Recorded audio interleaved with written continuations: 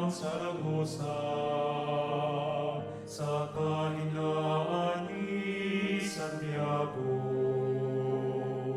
Ikaw ang naging sigla sa gitna ng pagsakop at alinmang sakuna. Sa pamamagitan mo nagkaroon ng pag-asa. Kasama ng panahon, pananampalataya'y naglakbay, naging kasagutan sa matagal naming paghihintay. 250 taon ang pagdating mo sa aming buhay. Pasasalamat at debosyon, buong puso namin iaalay. Birhen ng biglang, mahal na ina, mula sa'yo ay iisip, sana'y makastay. Birhen ng Pilar Maria, aming ina,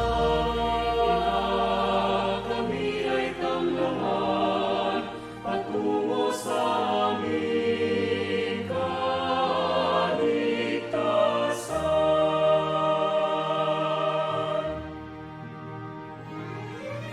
Bawat sandali ng paghihirap at kalungkutan, tulong mo'y aming pahinga,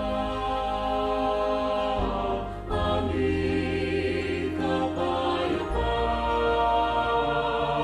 Tunay naming haligi, tunay naming sandigan, ikaw ang aming ilaw, orena ng kalangitan. 250 taon ang pagdating mo sa aming buhay. Pasasalamat at debosyon, buong puso namin iaalay. Birhen ng Pilar, mahal na ina, mula sa'yo ay iisip, sana'y magmastay. Birhen ng Pilar Maria, aming ina, kami ay tanggawan patungo sa aming kaligtasan.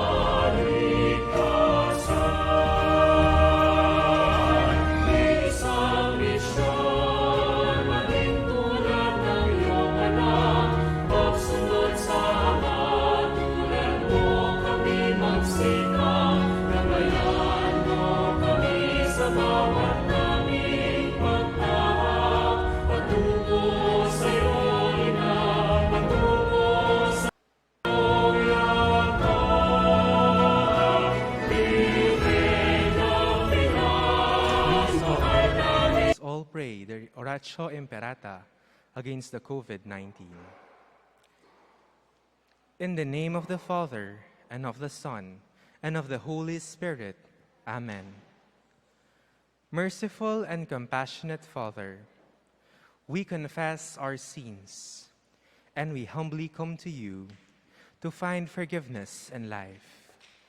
We come to you in our need to seek your protection against the COVID-19 virus that has disturbed and even claimed many lives.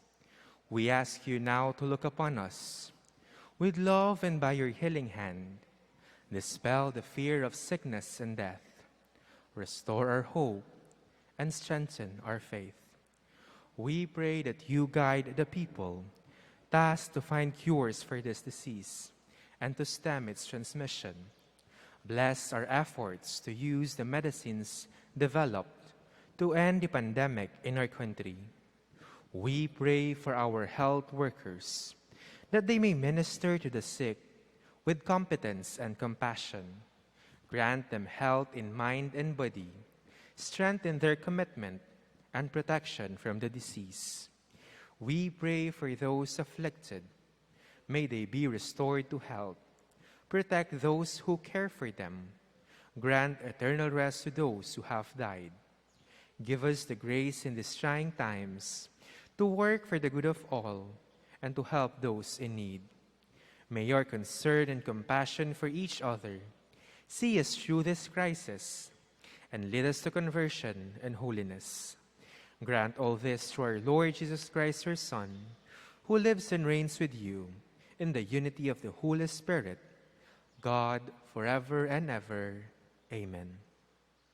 We fly to your protection, O Holy Mother of God. Do not despise our petition in our necessities, but deliver us always from all dangers. O glorious and blessed Virgin. Amen. Our Lady, health of the sick, pray for us. Saint Joseph, pray for us. Saint Raphael the Archangel, pray for us. San Roque, pray for us. San Lorenzo Ruiz, pray for us. San Pedro Calungsod, pray for us. Saint Simon the Apostle, pray for us. Nuestra Señora del Pilar de San Simón, pray for us. In the name of the Father, and of the Son, and of the Holy Spirit. Amen. Please be seated. In our prayer, let us include the intentions of the following. For the Thanksgiving of Brother Rod J. Bravo and family, birthday Thanksgiving of Apolinario Manalo and Victorias Guerra, and Mr. Ramon Alfaro and family. Also, let us pray for the eternal repose of the soul of Reynaldo, Imelda, Matilde, Arturo, Abelina, Wences, Purita, at Leoganda.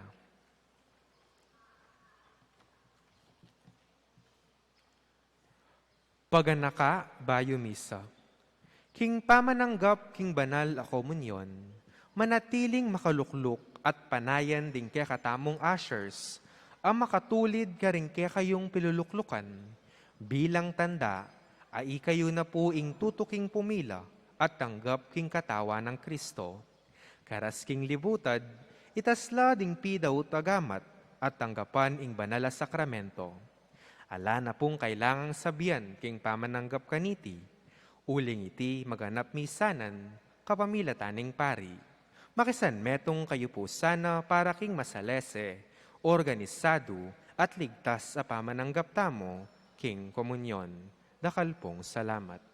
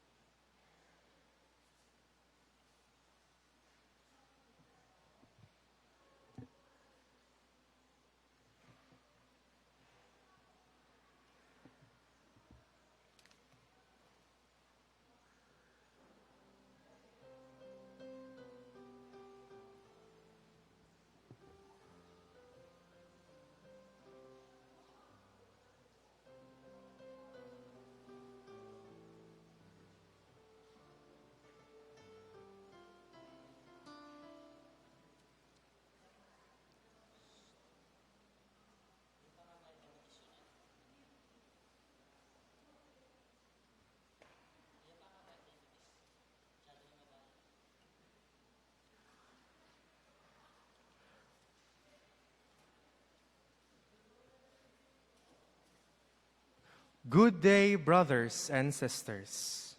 Today, we are on the 17th Sunday in Ordinary Time.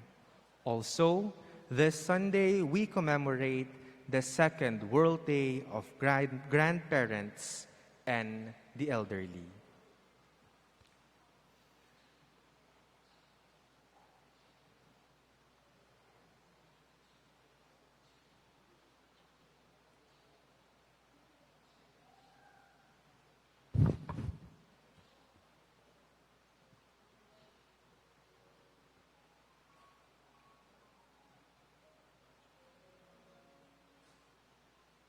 Please all rise and join in the choir in singing the entrance hymn.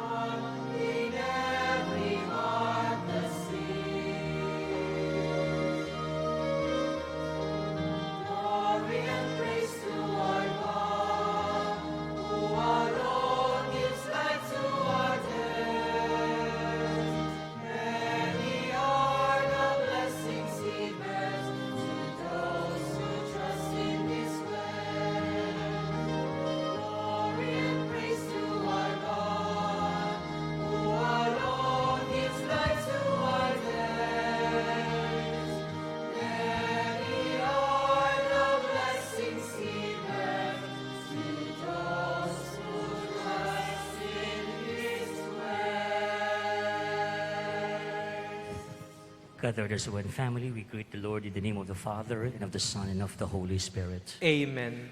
The Lord be with you. And with your spirit. How important is prayer in our Christian life? Part and parcel of being a disciple of the Lord is prayer. Ganun ka-importante, kahalaga ang pagdarasal. We cannot be called Christians if we seldom or if we do not pray at all. The second one that the gospel points to is how do we ought to pray? Paano nga ba tayo dapat magdasal? Kapatid, ito po ang ating pagninilayan sa linggong ito, sa dasal na itinuro ng ating Panginoon sa kanyang mga alagad at kanyang itinuturo sa atin, ang Ama namin. Having said this, let us now dispose ourselves in silence, and to be worthy to celebrate the sacred mysteries, let us acknowledge our sins, our failures before God and before our fellow men. You were sent to heal the contrite of heart. Lord, have mercy.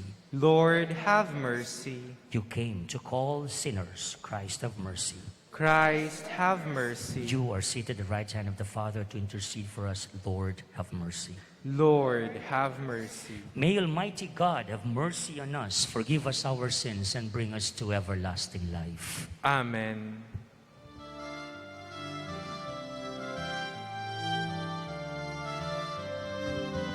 Let's join the choir. Glory to God in the highest, and peace to God's people on earth. Glory to God in the highest, and peace to God's people on earth.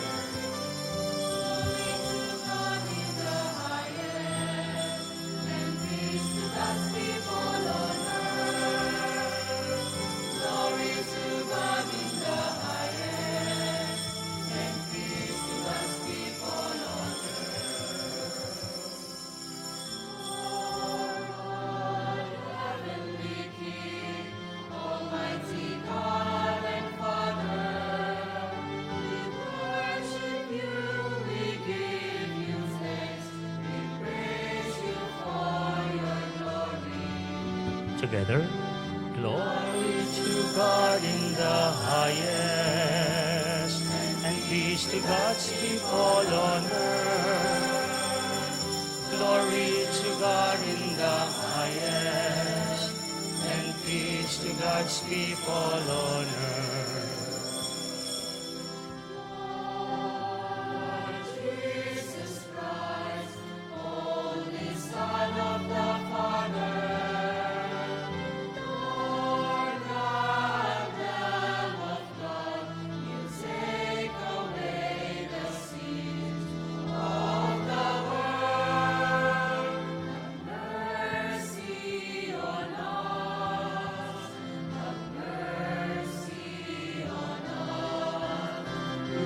Seated at the right hand of the Father, receive our prayer, receive our prayer. Glory to God in the highest, and peace to God's people on earth. Glory to God in the highest, and peace to God's people on earth.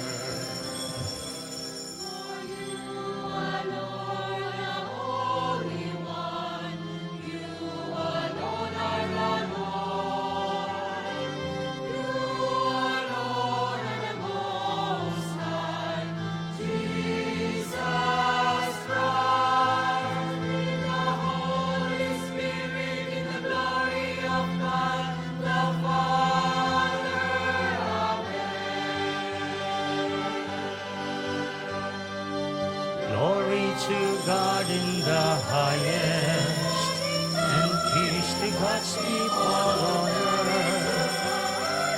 Glory to God in the highest, and peace to God's people on earth.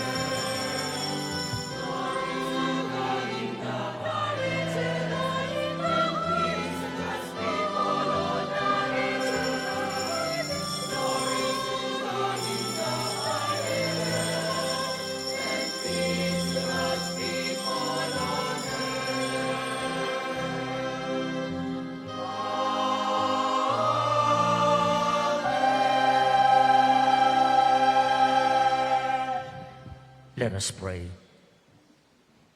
O God, protector of those who hope in you, without whom nothing has a firm foundation, nothing is holy. Bestow in abundance your mercy upon us, and grant that, with you as our ruler and guide, we may use the good things that pass in such a way as to hold fast, even now, to those that ever endure.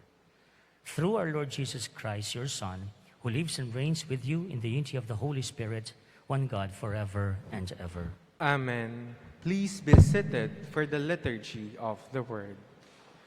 God is willing to spare sinful cities for the sake of only a handful of good people.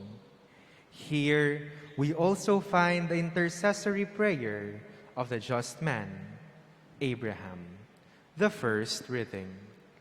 A reading from the book of Genesis. In those days, the Lord said, "The outcry against Sodom and Gomorrah is so great, and their sin is so great, that I must go down and see whether or not their actions fully correspond to the cry against them that comes to me. I mean to find out." While Abraham's visitors walked on farther toward Sodom, the Lord remained standing before Abraham. Then Abraham drew nearer and said, "Will you sweep away the innocent with the guilty? Suppose there were 50 innocent people in the city. Would you wipe out the place, rather than spare it for the sake of the 50 innocent people within it? Far be it from you to do such a thing, to make the innocent die with the guilty, so that the innocent and the guilty would be treated alike. Should not the judge of all the world act with justice?" The Lord replied, "If I find 50 innocent people in the city of Sodom, I will spare the whole place for their sake." Abraham spoke again, "See how I am presuming to speak to my Lord, though I am but dust and ashes. What if there are 5 less than 50 innocent people? Will you destroy the whole city because of those 5? He answered, "I will not destroy it if I find 45 there." But Abraham persisted, saying, "What if only 40 are found there?"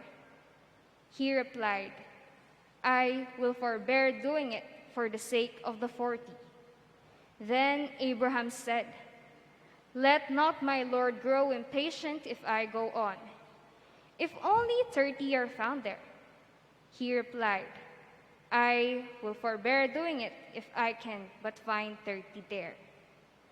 Still Abraham went on, "Since I have thus dared to speak to my Lord, what if there are no more than 20?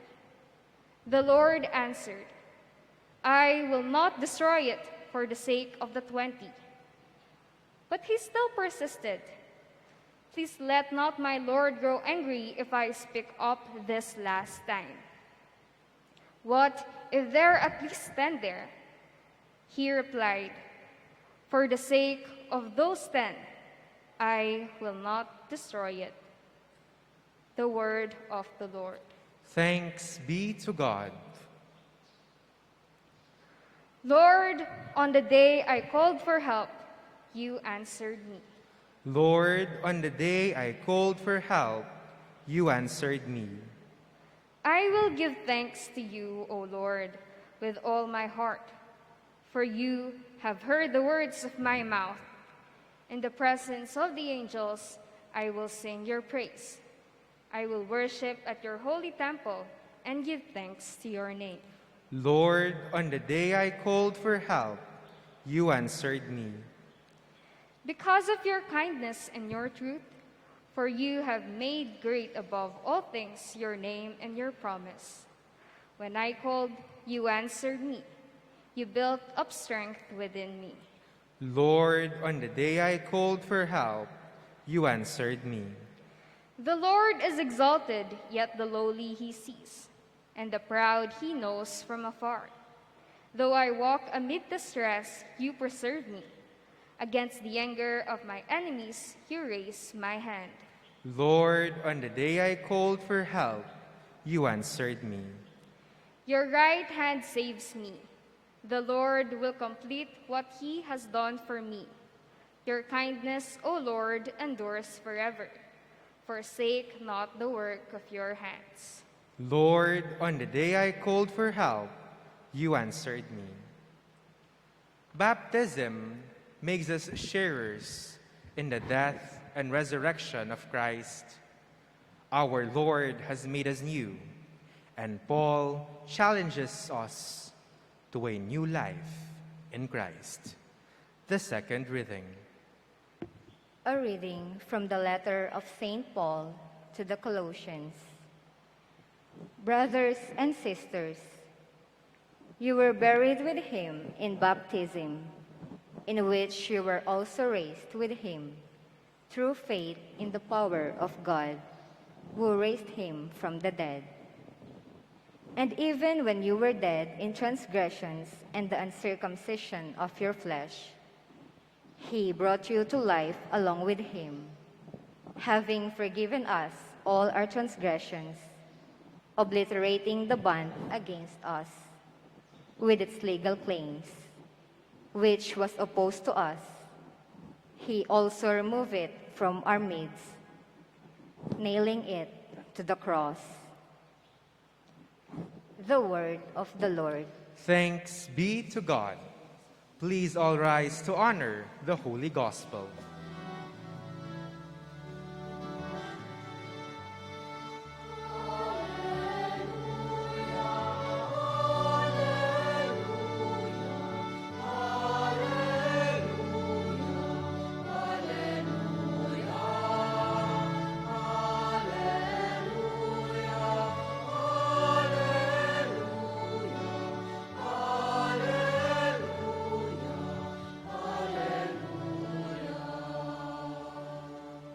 You have received a spirit of adoption, through which we cry, Abba, Father.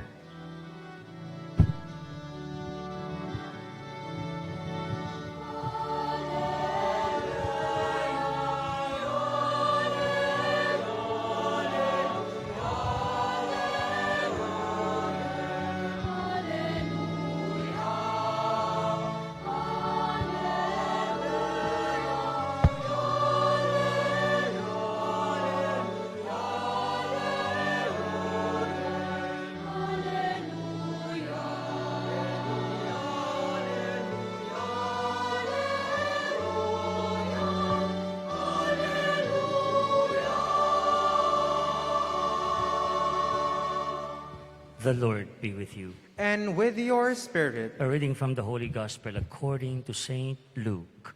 glory to you, O Lord.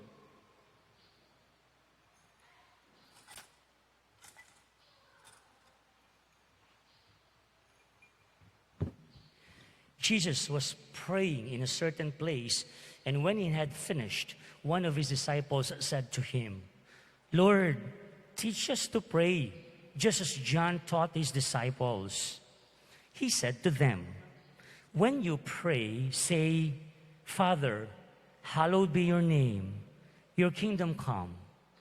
Give us each day our daily bread, and forgive us our sins, for we ourselves forgive everyone in debt to us. And do not subject us to the final test. And then he said to them, suppose one of you has a friend to whom he goes at midnight and says, Friend, lend me 3 loaves of bread, for a friend of mine has arrived at my house from a journey, and I have nothing to offer him. And he says in reply from within, do not bother me. The door has already been locked, and my children and I are already in bed. I cannot get up to give you anything. I tell you, if he does not get up to give the visitor the loaves because of their friendship, he will get up to give him whatever he needs because of his persistence. And I tell you, ask and you will receive. Seek and you will find. Knock and the door will be open to you.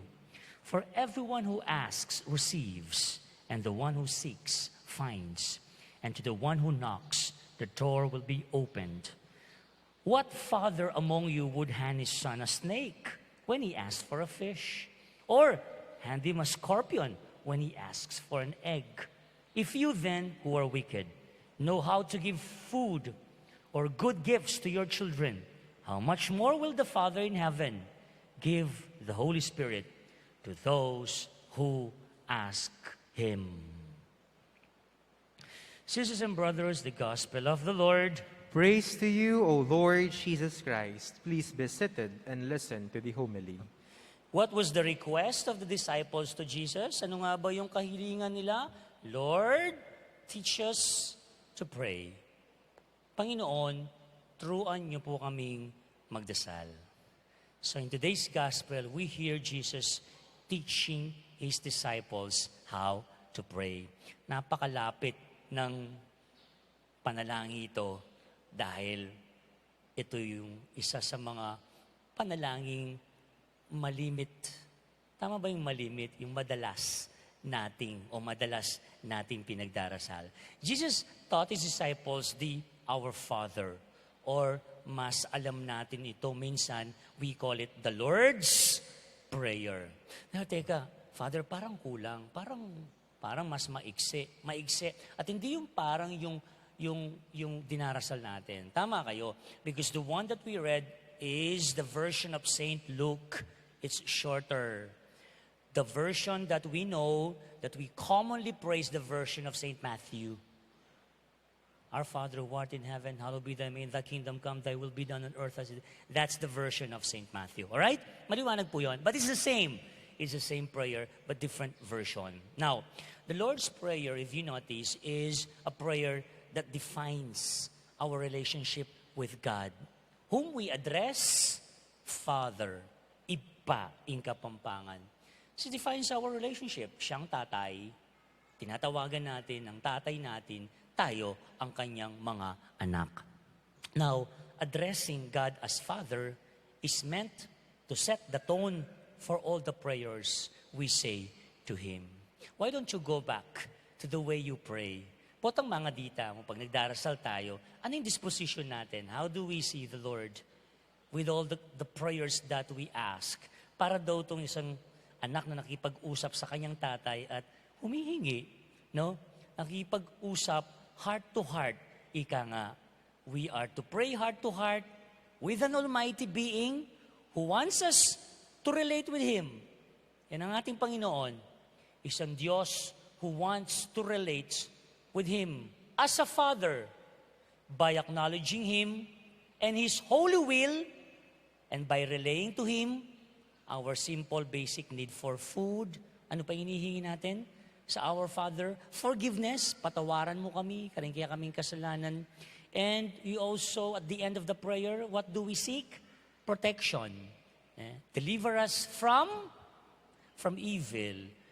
Ikabus mo kami, king sablang tukso at marok. Now, edi okay nita, balutan na itang panalangin, tiro ni nga pong Ginoo. After He's teaching His disciples the simple prayer, Jesus gave them an important teaching about prayer itself. Ito ang pinakabuod ng ating pagdinilayan. The Lord encouraged His disciples to persevere in prayer. Persevere, hashtag, exhorting them to be persistent in prayer. Naghahanap ako ng ibang salita sa persevere, mapagpursigi, porsigido, sasawa in Kapampangan. There is a term we use, makulit. Makulit, kingkekatamong pamanalangin. And Jesus illustrated the importance and the power of persistent prayer through a parable. O ini, may kwento yung pasibayi nga pong Ginoo. Balikan tayong kwento ne. Bangka nito, abaluta mo nung nantuturunin nga pong Ginoo, king kwento nga ini. In the parable, nano na yung kwento? Ating kanong metong lalaki. There's a man who comes knocking on the door of a friend, in the middle of the night, kapitangan bengi. And then desperately begging for some bread to serve to his guests. Keulatan niyang bread, niya alayang yening yampang, iserve sa kanyang bisita. Ngayon, nung una, he was turned down. He was rejected. He was snubbed by his friend.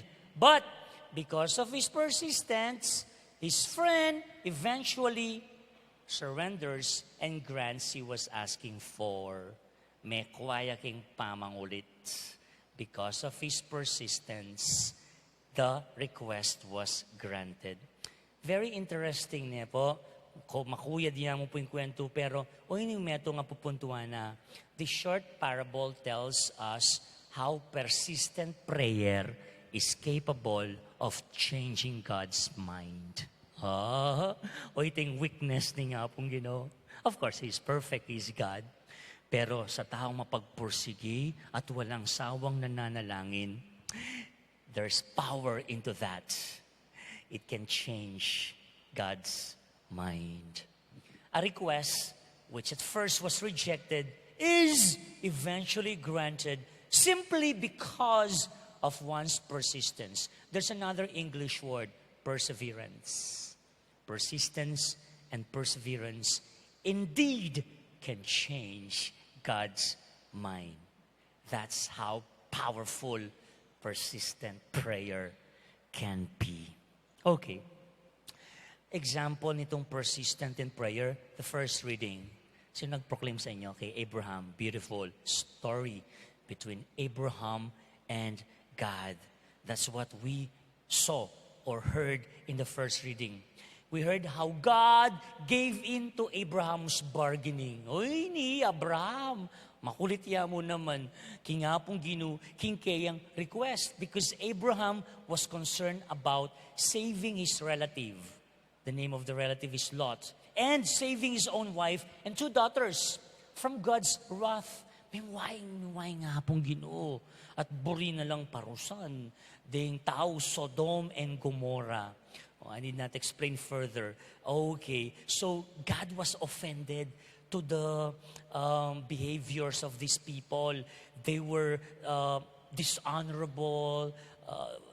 They disrespected the Lord. And so, mimway nga pong Ginoo. Kaya,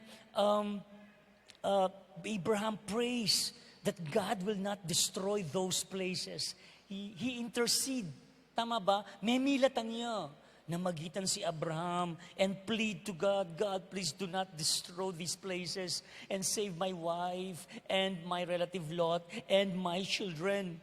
And in his prayer, Abraham spoke with God like a friend, invoking his righteousness and justice. I don't know if you felt that. Did you feel that? When Abraham was begging the Lord, yeah, he was talking to God heart to heart, like a friend or like a son to a father. So, what was the end of the story? Did God hear the prayer of Abraham? Yes. Finally, God gave in to the request of Abraham. The secret? Persistence and perseverance in prayer. Igwaya po ita. Alayang pakiramdaman ni nga pong Ginoo, king taong makulit. King pamanalangin, susuko at tatabili, king pamanalangin. So that's one, persistence in prayer. I have 2 more. The second lesson, though it's not explicitly mentioned in the parable, but it's something obvious or given. And what is that? The importance of prayer in our life as disciples of the Lord. That's what I said in the introduction. How important is prayer in our life? Gaano nga ba kaimportante at kahalaga ang pagdarasal? I said it a while ago and I will say it again. Please listen. We cannot be recognized as true Christians, as lay faithful, as a priest, if we seldom pray or if we do not pray at all. Did you get that? Eta karapat dapat, ha? Ausan Kristiyano, nung malagad kang mga di, or worst, eka mga di. Igwaya, part and parcel of being a Christian is our prayer life. In prayer, we express to God our poverty and our need for Him. Kasi, dakal ta pamangailangan eh. Nga kailangan tayo nga pong Ginoo. Karing kaya katang pamangailangan. Pero, metong yata kalingwan, look, Jesus is teaching us not just to pray for ourselves.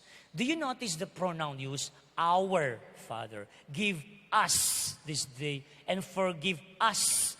Forgive our sins. Do not bring us to the test, but deliver us from evil. It didn't say, my Father, deliver me from all evil. It's us. What does that mean? What does that mean? A perfect prayer includes other people. We do not just pray for others. We pray for the well-being of others, for the well-being of our loved ones. We pray for their protection. We pray for our government leaders. We pray for our church leaders. We pray for those who are sick. We pray for those working in the hospitals for the COVID victims. We pray for those in the, etc., etc. You get it? In the Mass, that's the part of the prayers of the faith. Prayers of the faithful. And that comes after the profession of faith. You see? Hirit pa ako ng isa. Last, finally, at the end of this reading, Jesus tells us, His disciples, listen, that the whole basis of prayer is God's goodness and loving kindness. Yes, mga tita mo, lalapit tamo, manyawad tamo, bakit? Uling baluta mo, etami pa karine. Uling baluta mo, atin tamong Diyos ang mapamakalulo. There is certainty in our prayer because we know that God is just and merciful. Jesus asserts that God's goodness and kindness is much more than the goodness and kindness of any human father. So, in our prayers, sisters and brothers, we'll always presume that fathers know what to give to their children. Balo ning meto nga tatang, o ning meto nga pengari, nung nanay kailangan ning anak. Well, this is for the mothers, pero I think it's also true to the fathers. Mothers know what is best. Ale, balo da rin pengaring, babay, ampong lalaki, nung naning kailangan at makakayab kaya katamo. As Jesus Himself said, ketang tauling part ng gospel niya, it would be unimaginable to see a father giving his children something that would not cause them harm.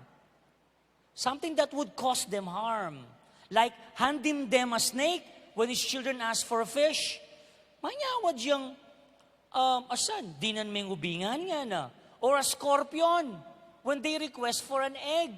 Manya diyang ebon, di na may alakdan nga na. Because of this, we can be sure and we can be certain about the things we ask for in prayer. So, sisters and brothers, the last point is this. Prayer gives us the certainty that whatever we ask for shall be given. This is my favorite line. Whatever we seek, what we seek shall be found. Whenever we knock, the door always opens. Prayer gives us this certainty. Prayer gives us this certainty.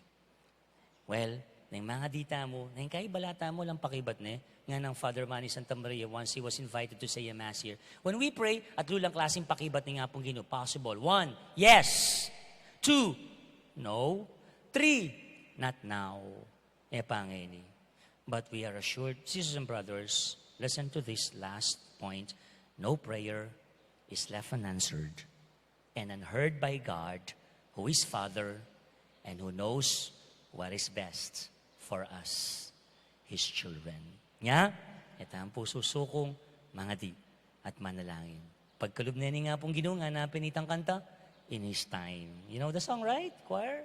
He makes all things beautiful in His time, sa Kanyang panahon, sa Kanyang pamamaraan, sa Kanyang kabutihan, ipagkakalob ng Panginoon ang ating pangangailangan. Amen. Please all stand.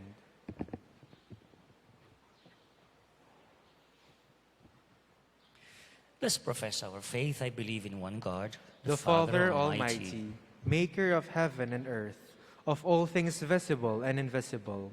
I believe in one Lord Jesus Christ, the only begotten Son of God, born of the Father before all ages, God from God, light from light, true God from true God, begotten, not made, consubstantial with the Father. Through him all things were made. For as man and for our salvation, he came down from heaven, and by the Holy Spirit was incarnate of the Virgin Mary, and became man. For our sake he was crucified under Pontius Pilate. He suffered death and was buried, and rose again on the third day in accordance with the Scriptures. He ascended into heaven, and is seated at the right hand of the Father. He will come again in glory to judge the living and the dead, and his kingdom will have no end. I believe in the Holy Spirit, the Lord, the giver of life, who proceeds from the Father and the Son, who with the Father and the Son is adored and glorified, who has spoken through the prophets. I believe in one holy, Catholic, and Apostolic Church. I confess one baptism for the forgiveness of sins, and I look forward to the resurrection of the dead and of the life of the world to come. Amen. The Lord Jesus asks us to pray with confidence to you, Father. In a special way, we pray for our needs, the needs of our community and of the church. In every petition, let our response be, Lord, or gracious Lord, hear us. Together, Gracious Lord, hear us. Lead or guide Pope Francis, bishops, priests, and deacons, that they may radiate in their life and service the Father's love and care for his children. We pray. Gracious Lord, hear us. Lead our government leaders, that they may not see themselves as masters lording over the people, but as guardians entrusted with the welfare of all, especially the poor and the vulnerable. We pray. Gracious Lord, hear us. Give strength to those who are discouraged by the pains of their trials and sickness. May they learn to grow through their suffering, for you are with them. Loving Father, we pray. Gracious Lord, hear us. Attend to the needs of our grandparents and the elderly. Let them experience your abiding presence and care through their families and those who are with them. We pray. Gracious Lord, hear us. Embrace our departed brethren into your loving and forgiving arms as they enter your eternal communion. We pray. Gracious Lord, hear us. In the silence of our hearts, we now pray for our personal intentions and also the urgent concerns of our community and those people who have asked us to pray for them. They are the following.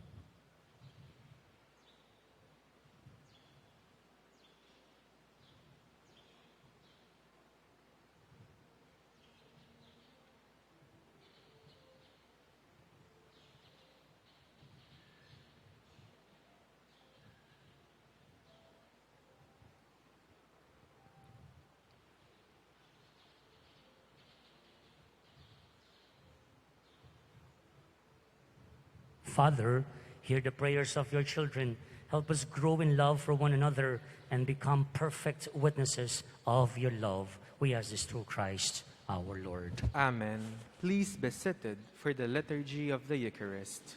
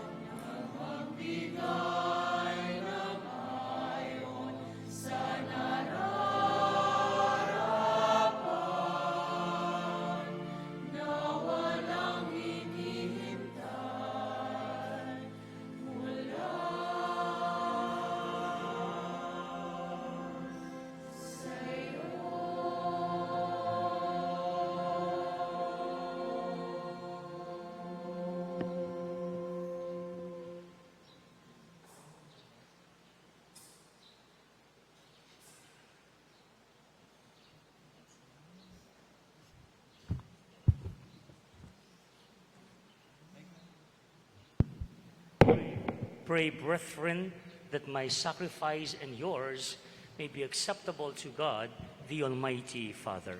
May the Lord accept the sacrifice at your hands for the praise and the glory of his name, for our good and the good of all his holy church.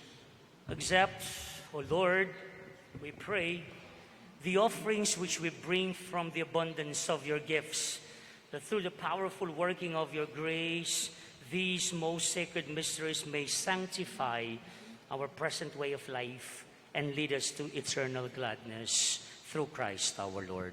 Amen.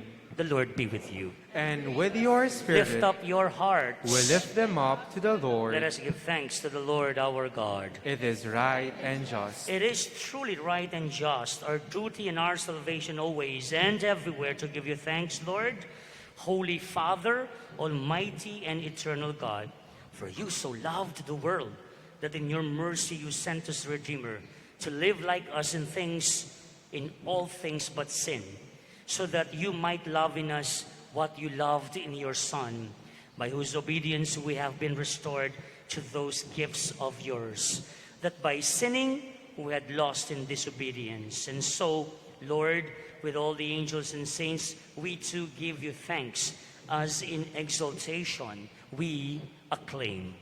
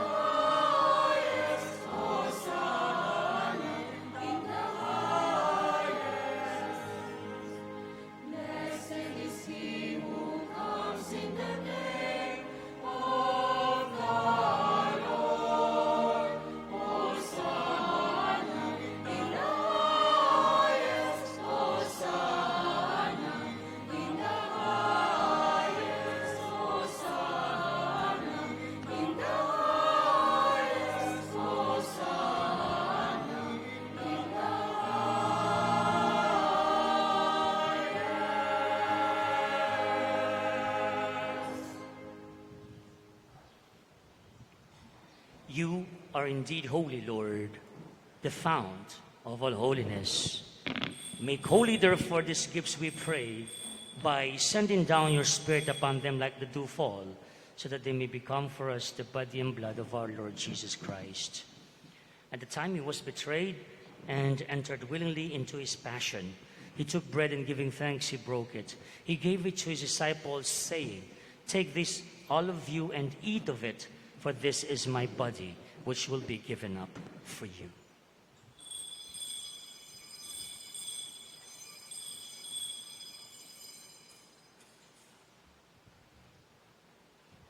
In a similar way, when supper was ended, he took the chalice, and once more giving thanks, he gave it to his disciples and said, "Take this, all of you, and drink from it, for this is the chalice of my blood, the blood of the new and everlasting covenant, which will be given up for you and for all, so that sins may be forgiven.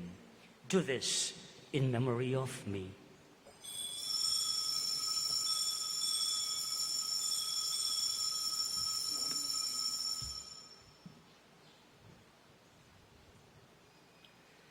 The mystery of faith.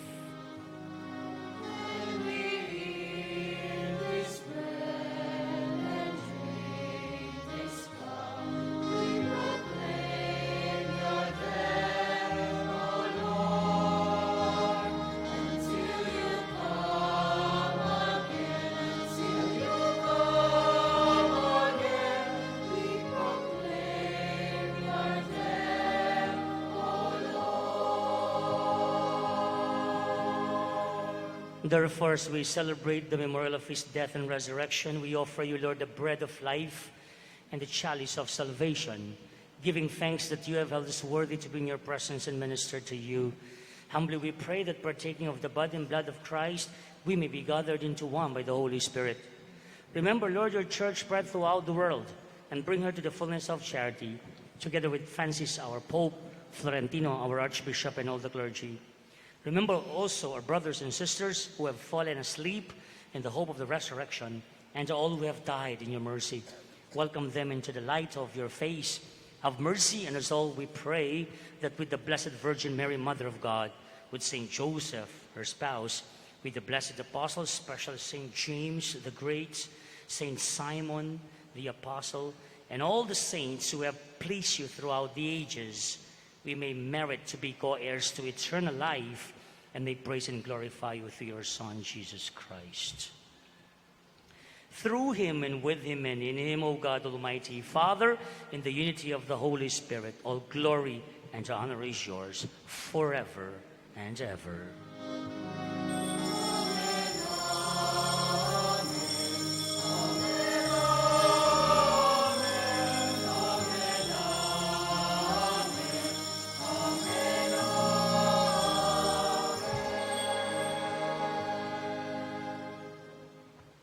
With confidence and certainty in the things that we need, we now pray to God our Father in the words our Lord Jesus Christ himself taught us.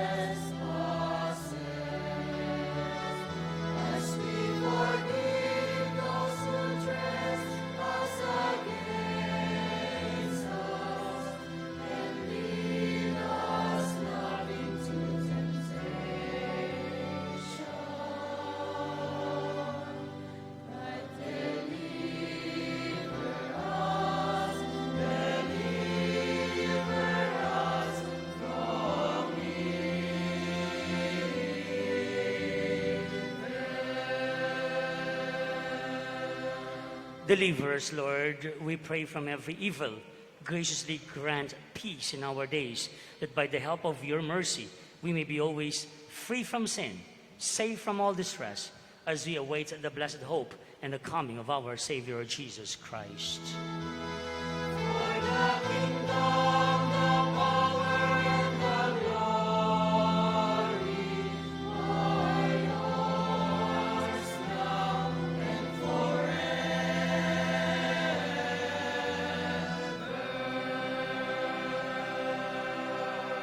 Lord Jesus Christ, who said to your apostles, "Peace I leave you, my peace I give you," look not on our sins, but on the faith of your church, and graciously grant her peace and unity in accordance with your will, who live and reign forever and ever. Amen. Sisters and brothers, the peace of the Lord be with you always. And with your spirit. We now offer each other the sign of peace.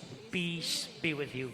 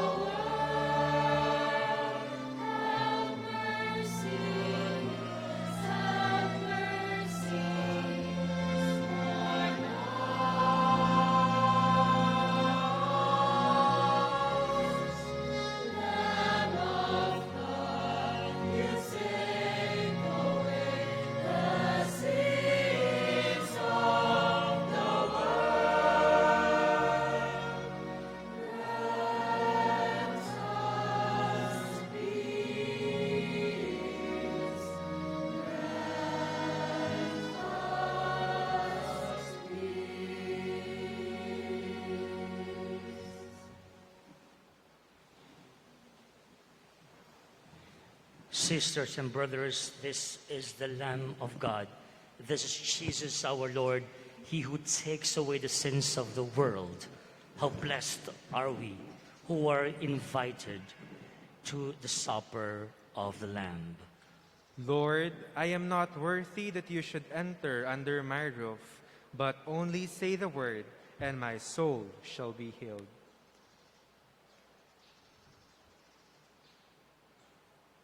Please all rise.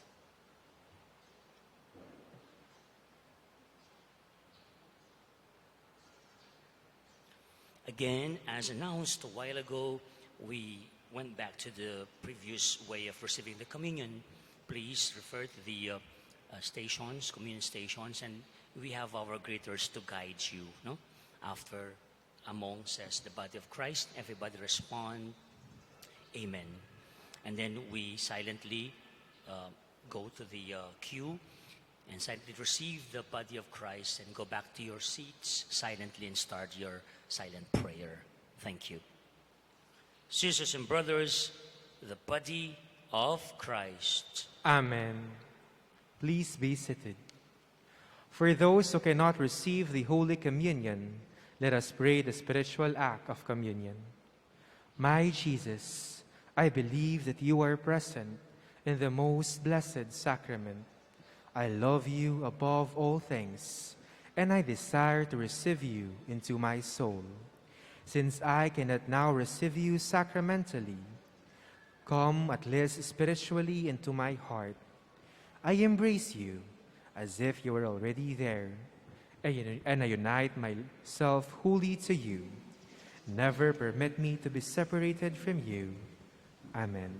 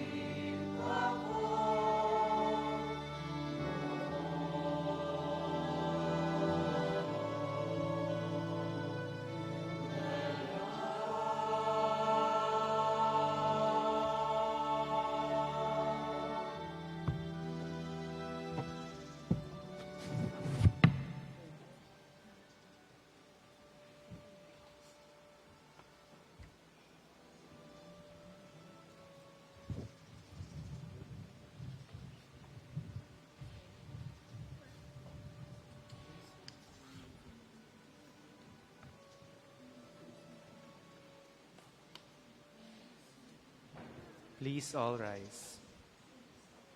Let us pray.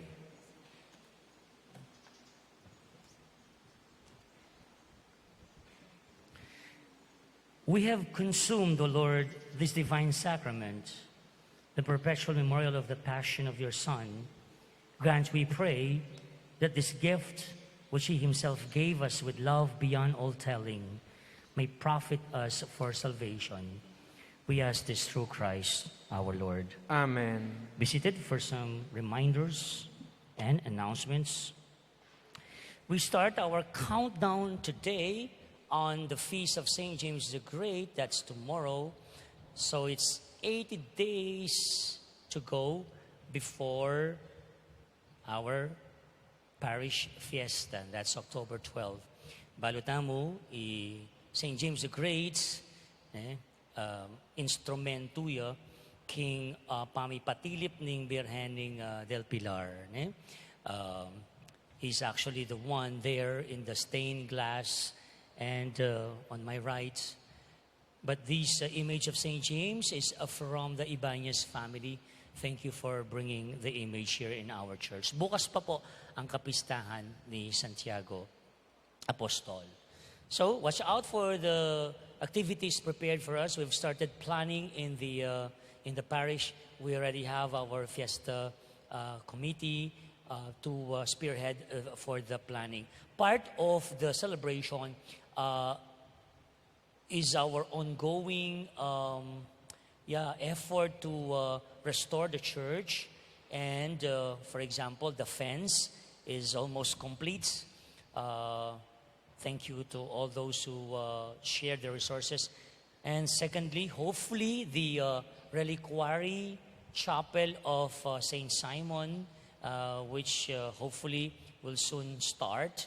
We have met with the San Juan Pastoral Council and some generous people who want to help us out. Yan po ang pinapakita sa ating monitor, ang magiging mukha ng reliquary chapel with a candelaria, a place where we can light our candles. That's the one. That's the reliquary chapel, which will hold the first-class relic of St. Simon. Pangatita mo po, sana po mayari before our closing of the 250 years this October 12. Yes, I continue to appeal that pong bisang sumaw pa po, we still need resources and financial help to be able to fast track this project, the Reliquary Chapel. If you're interested, come and do approach me or visit us in the office para po detalye kaya po nga explain kaya kayo ining proyekto tamong Reliquary Chapel ng Apong San Simon. Lastly, on July 28, 29, and 30, next week na po yan, pagdasal niyo po ang 43 members po ng ating parokya coming from different religious mandated organizations and Chapel Pastoral Council, PFC and PPC. We will have our parish pastoral planning in Baguio City, 3 days and 2 nights. Lalayo muna po ang mga leaders ng simbahan, uupo, magdarasal, at magninilay, at magpaplano. 3 taon pa po ang ating pamamalagi dito. Saan pa tayo papunta? Saan pa tayo dadalhin ni Lord? Kasama si Apong Pilar, yan po ang pakay namin. Dala-dala po ang mga pangarap ng bawat isa sa pagpaplano ito. Kaya, isama niyo po kami sa inyong mga dasal. No po? At isa sa mga plano, ahead of time, sasabihin ko na ang pagbabalik ng mga original schedule natin bago po nagpandemya. Sa mga baryo, balik tayo sa weekday masses, lahat ng baryo. At sa ating parokya, balik sa 3 misa dito sa ating plaza sa sentro. Alas 7, alas 9, at alas 5 ng hapon. Meron na po. But mag-umpisa po to sa August pa lang. I-announce din po namin, ha? Basta watch out for that. And balik na rin po yung mga daily masses po natin na samantalang hindi po natin pinagdiwang dahil focus tayo sa mga baryo. Dahil pandemya nga. Pero ngayong halos tapos na, balik schedule po tayo. Okay? Muli, marami pong salamat sa inyong pagparito to our religious mandated organizations who continuously offer themselves and their talents, time in serving the parish. Thank you sa inyong lahat. And to all of you who came over, talagang bumabawi ng ating second mass, ha? Ang English mass natin. Ang English mass nun, magiging hapon. Yung dalawa sa umaga, Kapampangan, 7 and 9, 5:30 will be English. No po? At sa ating mga live Facebook viewers, hello po, sa Mandako po kayo ng mundo, anong oras po dyan?